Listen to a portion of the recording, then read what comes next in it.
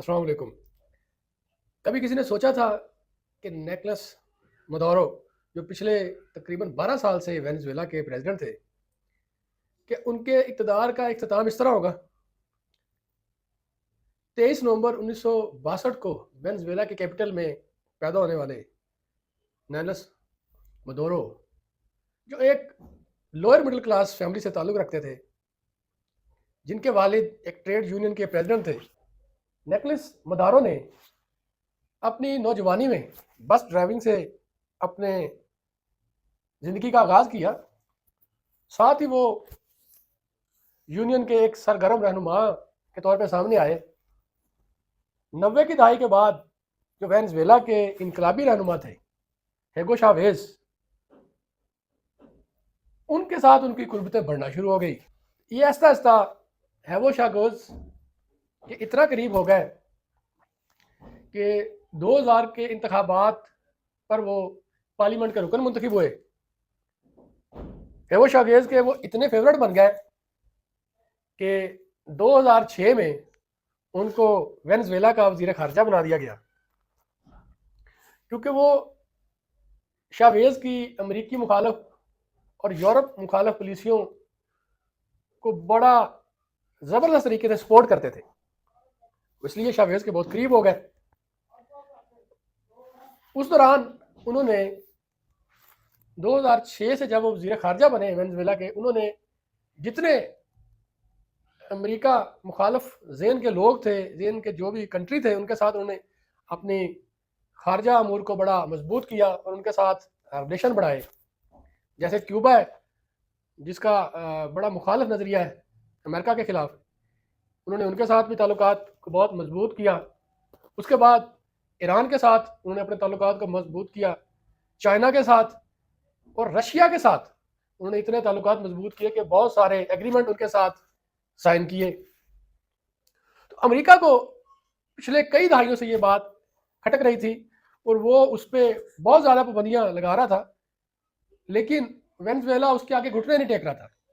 और एक बात बड़ी इंटरेस्टिंग है, शायद आपको ये मालूम ना हो कि दुनिया में सबसे ज़्यादा जो कुदरती रिसोर्सेज है, जिसमें तेल और सोने के ज़खायर, जो तेल के अंदर सबसे पहले वेनेजुएला दुनिया में पहले नंबर पे है, सेकंड पे सऊदी अरेबिया है और थर्ड पे ईरान है। ये तेल की दौलत से माला माल मुल्क था, जो यूएसए के प्रेशर पे नहीं आ रहा था शुरू से ही, क्योंकि इससे पहले ये स्पेन की कॉलोनी हुआ करता था 18वीं सदी में। 18वीं सदी के बाद फिर ये कोलंबिया के साथ अटैच हुआ, फिर इसका एक पूरा जदोजहद है इसकी शुरू से ही। अच्छा, बात करें अब हम 2006 में जब ये वज़ीर ख़ारिजा बने, तो इन्होंने बहुत सारे ममालिक जो अमरीकी मुखालिफ नज़रिया रखते थे उनके साथ मजबूत रिलेशन बनाए, उनके साथ लेन देन इम्पोर्ट एक्सपोर्ट को बहुत ज़्यादा बढ़ाया। वेनेजुएला से सबसे ज़्यादा जो ऑयल एक्सपोर्ट होता है वो चाइना को होता है। इस तरह अब अमेरिका को तो पहले ही बड़ा खटकता रहा था, लेकिन शायद अमेरिका के किसी प्रेसिडेंट ने इतना वो नहीं बोल्ड शॉट खेला जितना डोनाल्ड ट्रंप ने खेला बोल्ड शॉट। तो अमेरिका को ये खटक रहा था, क्योंकि अमेरिका बड़े सालों से इस पर पाबंदियां लगा रहा था, लेकिन ये आगे से सरेंडर नहीं कर रहा था, उनके साथ कोई नेगोशिएशन नहीं कर रहा था। तो डोनाल्ड ट्रंप जब आए तो इन्होंने जारहाना पॉलिसी अपनाई। तो 2006 से 2012 के दौरान जब ये वज़ीर ख़ारिजा रहे, तो जो चावेज़ थे 2012 में जो प्रेसिडेंट थे, वो कैंसर की मरज में मुबतला हो गए। उन्होंने अपनी वसीयत में लिख दिया कि मेरे बाद मदुरो इस मुल्क के प्रेसिडेंट होंगे। वो कैंसर का इलाज कराने के लिए क्यूबा चले गए। उस दौरान 2012 को मदुरो को वेनेजुएला का नायब प्रेसिडेंट भी डिक्लेयर कर दिया गया। जब चावेज़ की डेथ हुई तो वसीयत के मुताबिक मदुरो को वेनेजुएला का प्रेसिडेंट मुकर कर दिया गया। फिर इंतखाबात हुए, जनरल इलेक्शन हुए, उसमें बहुत कम मार्जिन से मदुरो की पार्टी ने विन किया। उसके बाद इन्होंने एजुकेशन को मुफ्त किया वेनेजुएला में, लोगों के लिए रोज़गार के मौके किए, बहुत सारी कंपनियों को नेशनलाइज कर दिया। जो मुल्क की इकॉनमी थी उसमें हुकूमती असर को पूरा इन्होंने जकड़ लिया, जिसकी वजह से मसाइल शुरू हुए। जो इकॉनमी को हुकूमती कंट्रोल में लिया, किसी भी मुल्क की जब इकॉनमी पे हुकूमती असर होता है तो वो पॉजिटिव में बहुत कम जाती है। ऐसे ही वेनेजुएला के प्रेसिडेंट ने किया। उसके बाद ये इनकी बयानबाजियाँ, इनके रिलेशंस मज़ीद मजबूत हो गए चाइना से, रशिया से, ईरान से, क्यूबा से, क्योंकि जो मदोरो थे वो अपनी जवानी में जब सियासत में आने से पहले उन्होंने जो सियासी तरबियत थी वो क्यूबा में मिली, इसलिए उनके क्यूबा के साथ ऑलरेडी रिलेशन बड़े बेहतर थे। तो उनकी जारहाना पॉलिसियाँ और अमेरिका के खिलाफ और यूरोप के खिलाफ एक बड़ी रोबदार और एक पक्का आज़म, जिसने उसको इस नहेज पे पहुंचाया कि जो 2026 के 3 जनवरी को अमेरिकन डेल्टा फोर्स ने शावेज के सदारती महल पे हमला कर दिया, और इतनी खामोशी से हमला किया कि दुनिया की बड़ी बड़ी इंटेलिजेंस एजेंसीज को मालूम नहीं हुआ। और ये जो ऑपरेशन है ये तकरीबन 40 मिनट तक जारी रहा और दुनिया की किसी इंटेलिजेंस एजेंसी को मालूम नहीं हुआ। वो मदोरो को उठा के न्यूयॉर्क ले गए, और न्यूयॉर्क ले गए। जब न्यूयॉर्क ले जाया गया, उनको त्यारे से उतारा गया, उसके बाद उनको जेल मुंतकिल किया गया। फिर जब अगले दिन उनको न्यूयॉर्क की अदालत में पेश किया गया, उन पे फर्द जुर्म आयद कर दी गई। उन्होंने सेहत जुर्म से इनकार किया।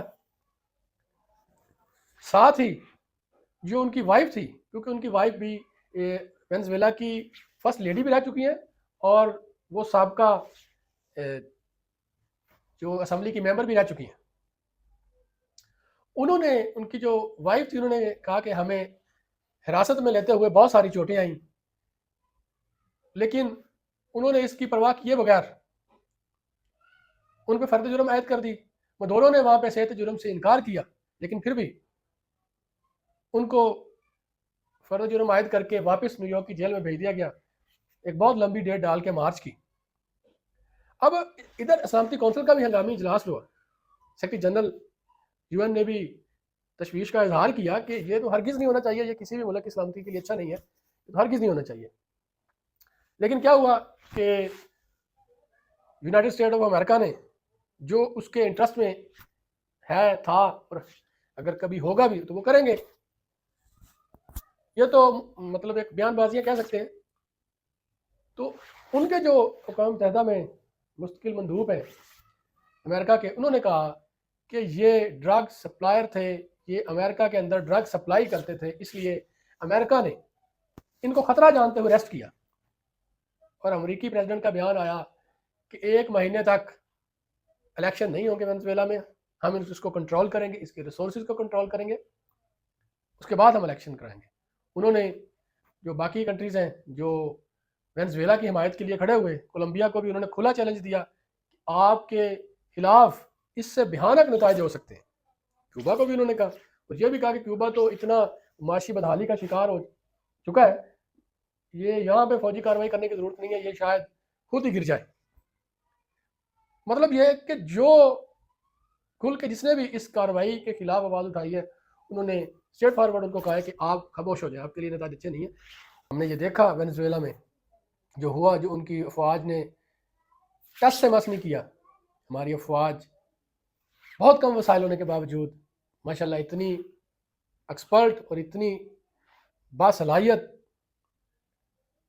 कि इतनी शानदार के दुश्मन बड़ी बड़ी जो ट्रिलियंस ऑफ जिनके बजट्स हैं, जिनकी दिफा के बिलियंस ऑफ बजट्स हैं, जिनके जो इंपोर्ट एक्सपोर्ट है खरबों डॉलर की है, वो भी हमारे मुल्क का, हमारी अफवाज का, हमारे इदारों का मुकाबला नहीं कर सकते। और ये हमारे इदारों का, हमारी अफवाज की अनथक मेहनत और मुल्क के साथ लगन एक जिंदा मिसाल है। और हमारे लोग इन्हीं इदारों की वजह से, इन्हीं अफवाज की वजह से, इन्हीं पुलिस की वजह से सुख का सांस लेते हैं, सुख की नींद सोते हैं। जो शहदा हैं उनको अल्लाह ताला उनकी फैमिलीज़ को सब्र दें।